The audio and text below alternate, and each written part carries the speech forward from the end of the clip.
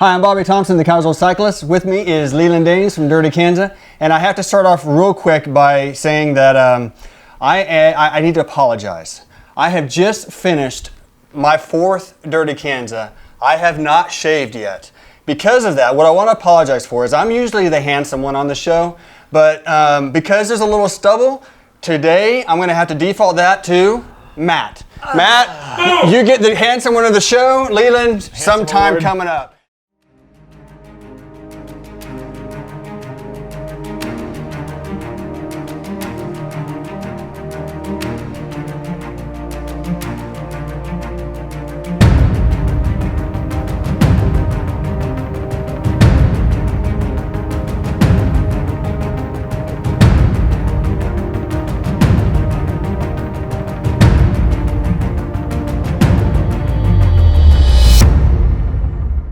And LeLan, we had a little event this week in town called the Dirty Kanza, I believe. Is that correct? Correct.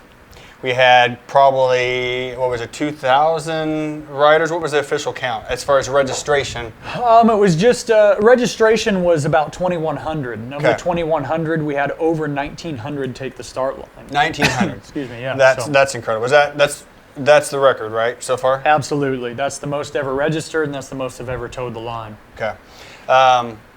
Thoughts from the week? Oh, it was phenomenal. I mean, from an event director perspective, it was a fantastic weekend. The weather held out for us.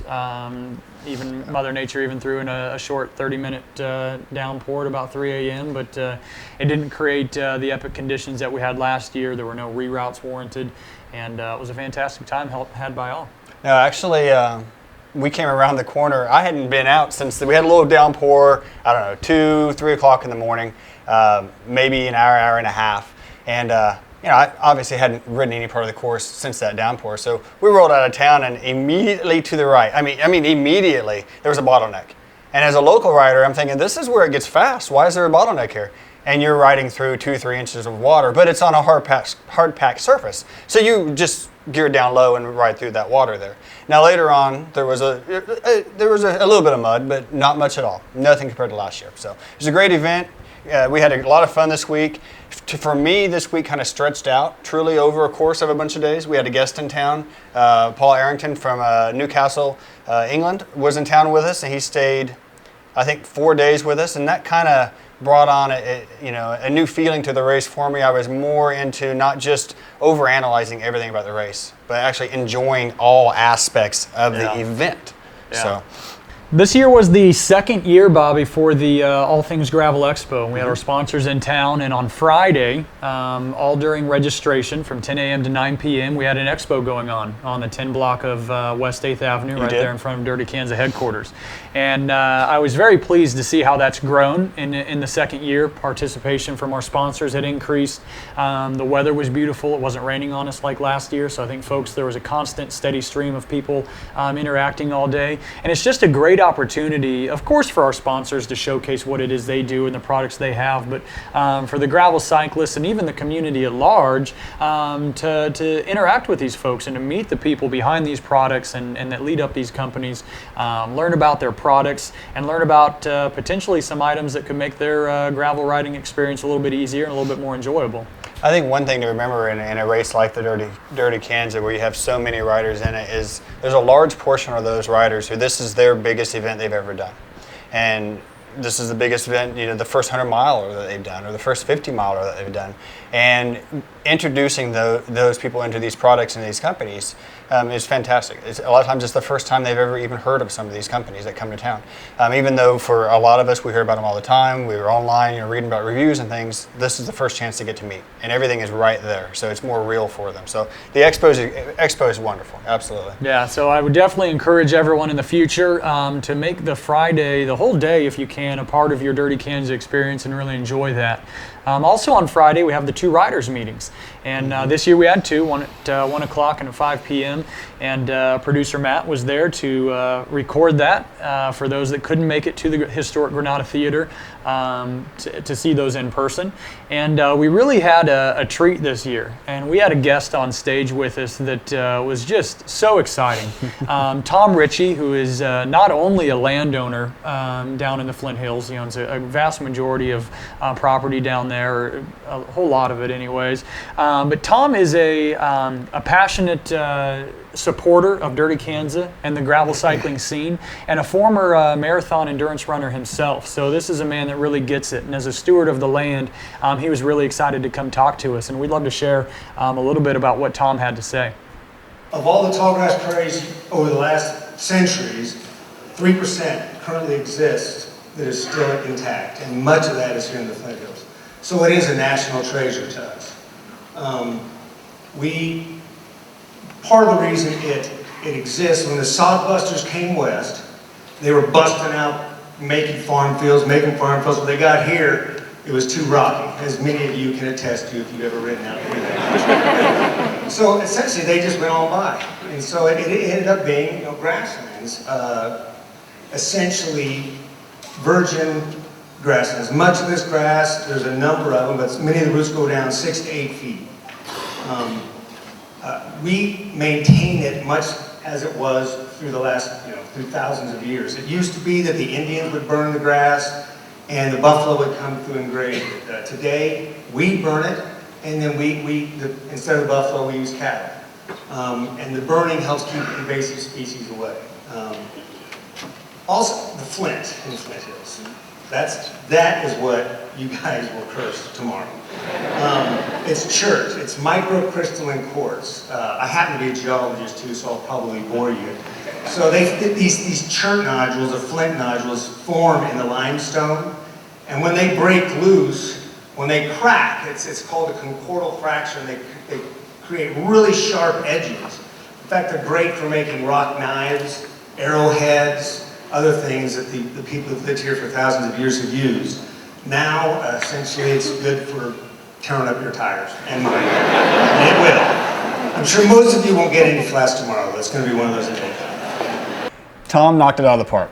Being a rider in that meeting, listening to him talk, his enthusiasm for the race itself is perfect. So, yeah, it was great. Appreciate it. So how about we talk about their actual race day? Let's do. That's what we want to know about. Obviously, from an event director's perspective, the start line is just an electrifying experience. But Bobby, you're there, getting yourself ready, getting lined up. What's that like? Man, I tell you what, it is actually nerve-wracking, because it's not just the ride that you're thinking about. It's all the stuff that happens before the ride. So, you're up at 4 a.m. for one thing.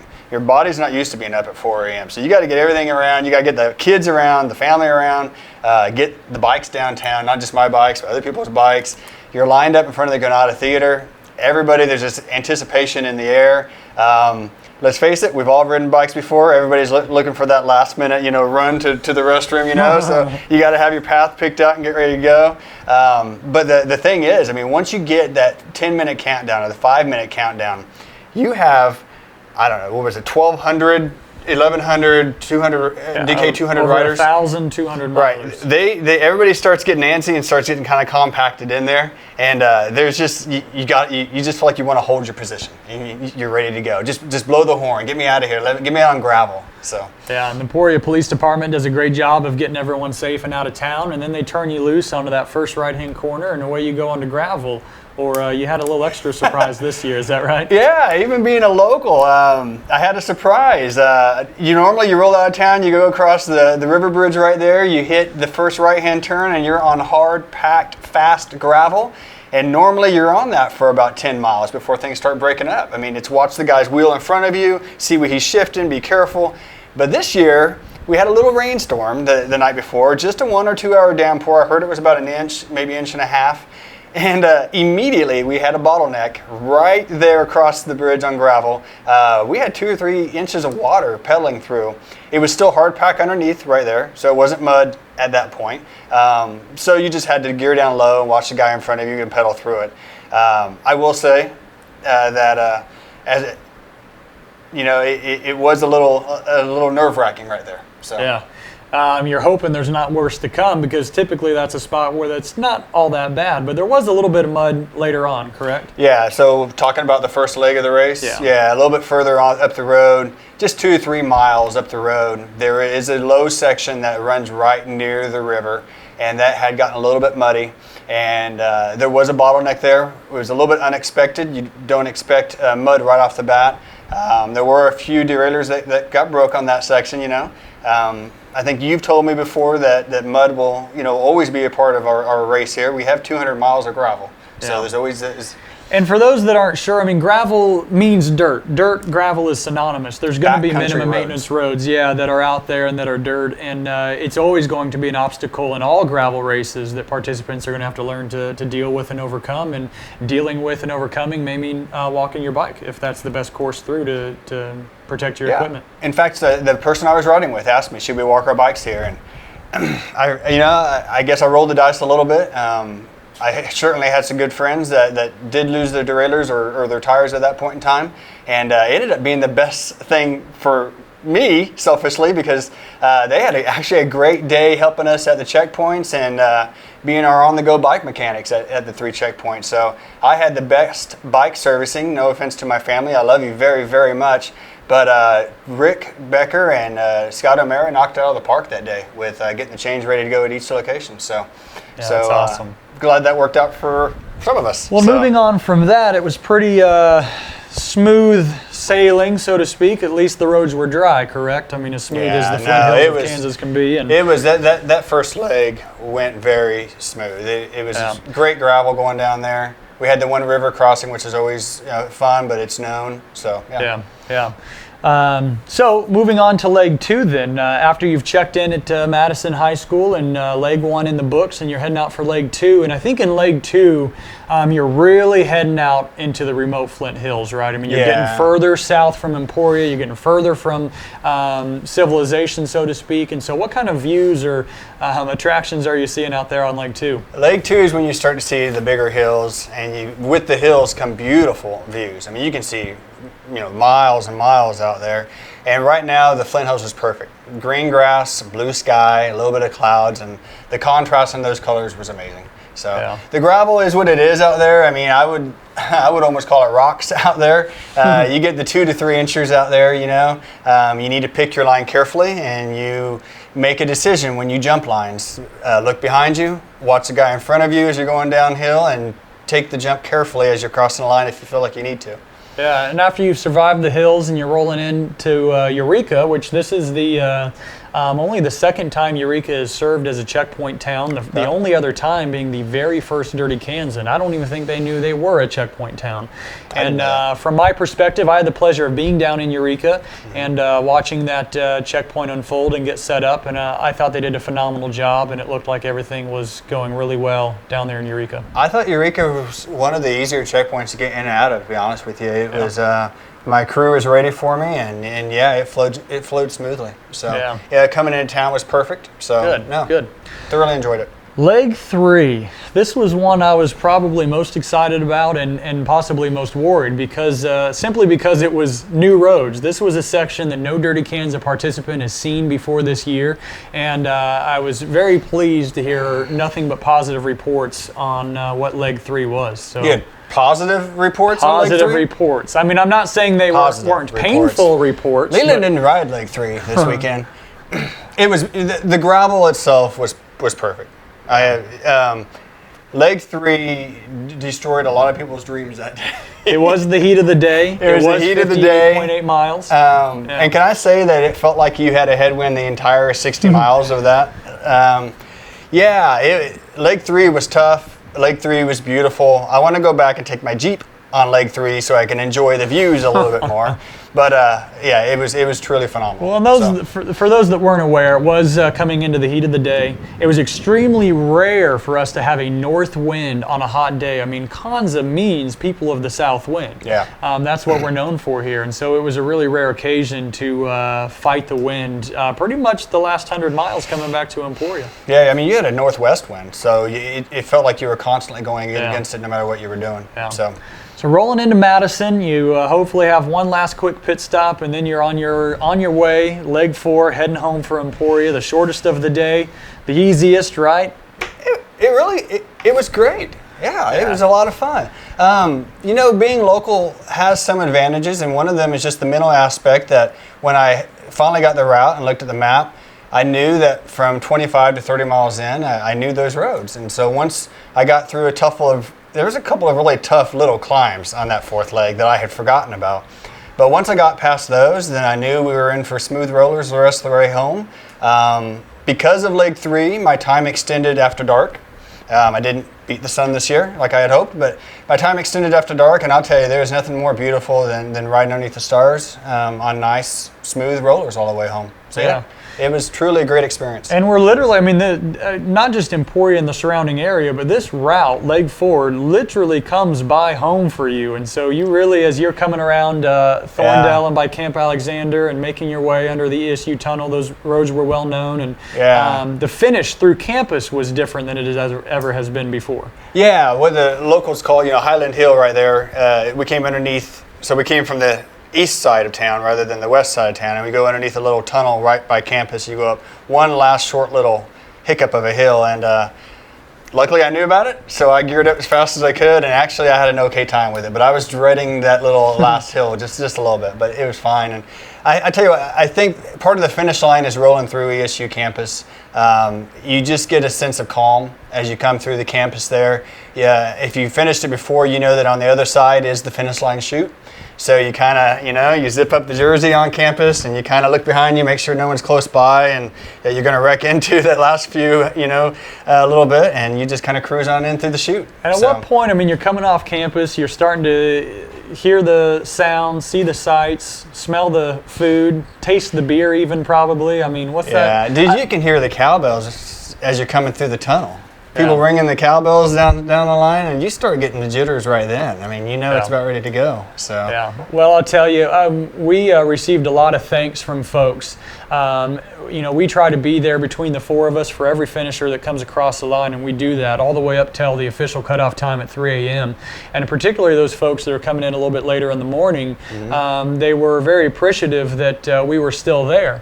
But for me, that's a given. There's no quitting these folks, these guys and gals, and there's certainly not going to be any quitting us. Our job is easy, to be there and to congratulate every rider and give those hugs. And we truly are. Every year, it never fails. We're in awe of the accomplishment because the challenge is never diminished any year at Dirty Kanza. To make that finish line is a true achievement from both our end of the spectrum and the riders. So. Yeah, and I say it every year, and I actually posted late the night before about the race about it. Just 2 words. Just finish. If you can finish the Dirty Kanza, the feeling you get when you cross that finish line or come down that chute, it's just incredible, and it's just amazing. And when you're out on the course, you just keep that in the back of your mind that you just gotta finish. You gotta do it at least once. You gotta finish it. So. Yeah. Well, Bobby, thanks for sharing that perspective for sure. And producer Matt was able to get out there, and he was able to chat with some folks. And Rebecca Rush, the Queen of Pain, who is actually a 3-time champion of the Dirty Kanza 200 for a number of life reasons, as we can all relate to, opted to do the 100-mile, the DK 100 half pint. And Matt was able to catch up with her, and we'd love to hear her version of things from the half pint perspective. How was your 100 ride today? It was super fun. My first time doing the 100, and it was actually really cool to be on that part of the course. And something that's so amazing about this event is you can choose what distance works for you. And for me, I have so much respect for the 200. It's so hard that I wasn't ready. I hadn't put my homework in, and so it was really cool to still be part of the event. And even though it's called DK Light, the 100 is there's nothing light about it. It's full on, and I had a great day. It was awesome.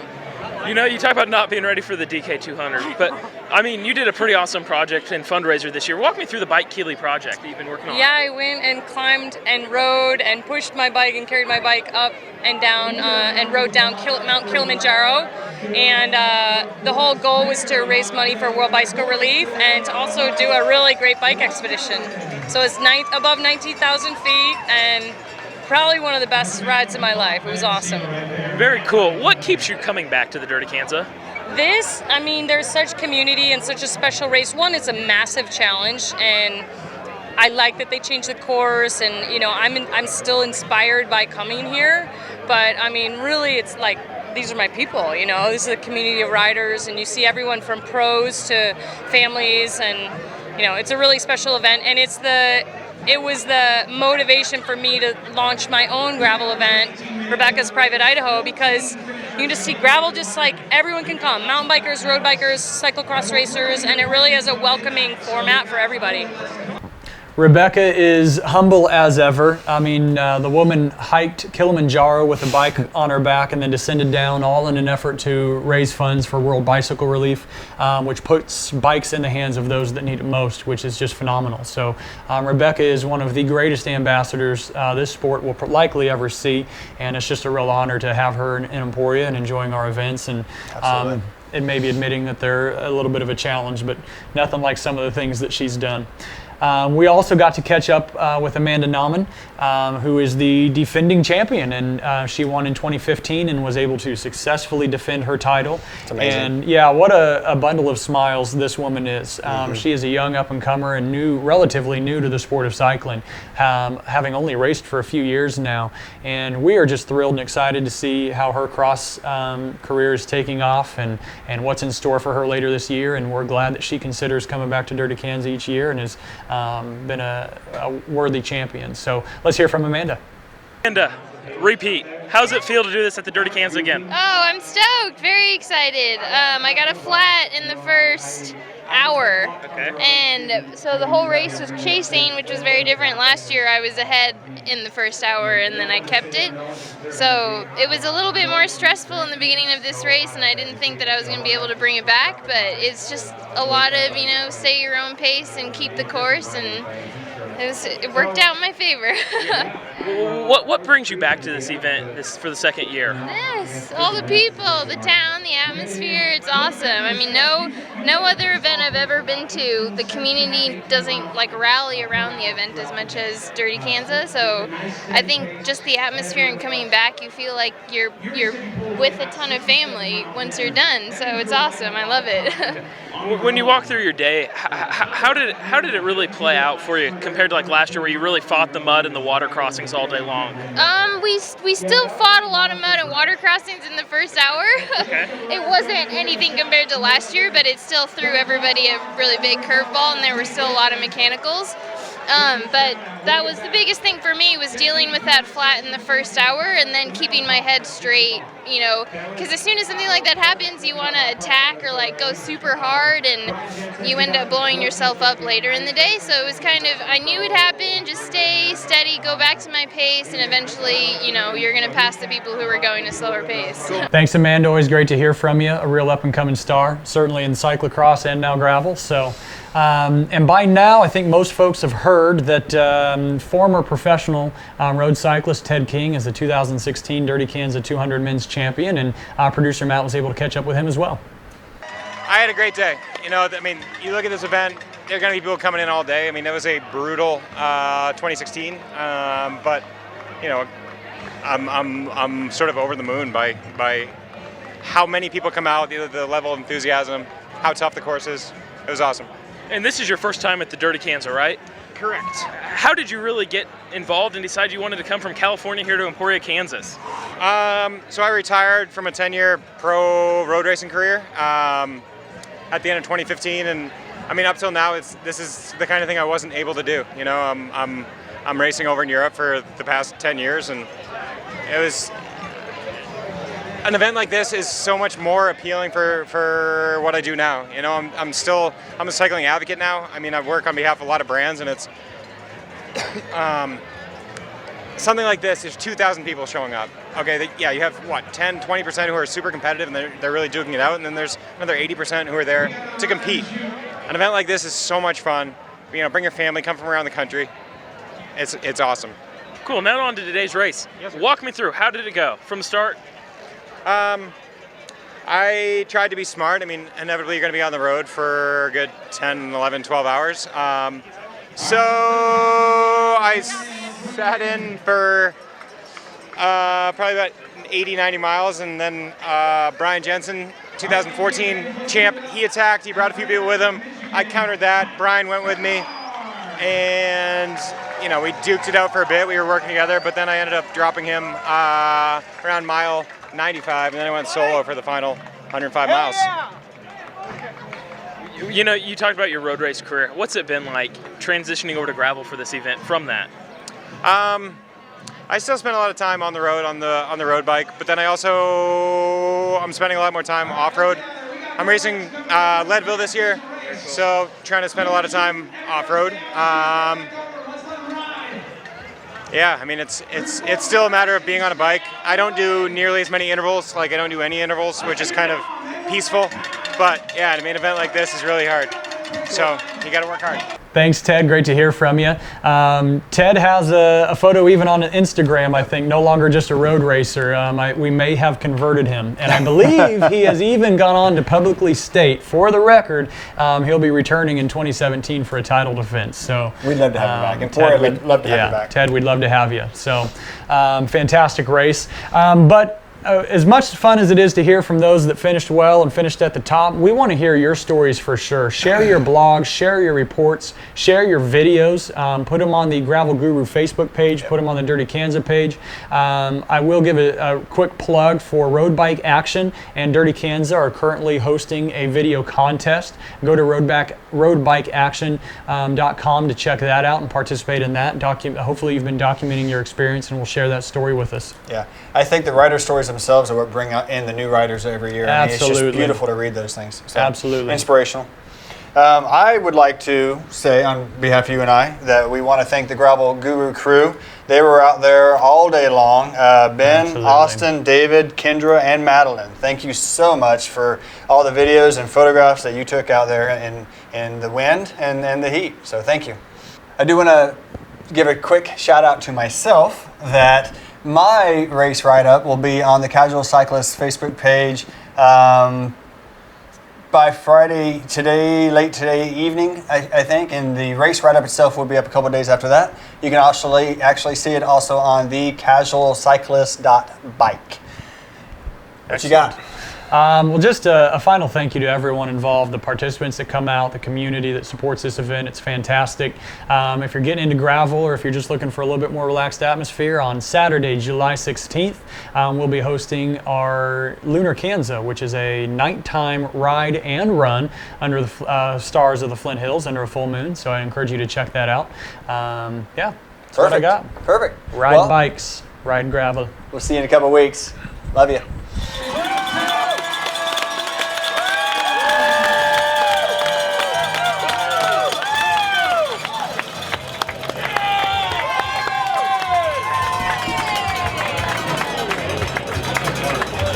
Looks like a couple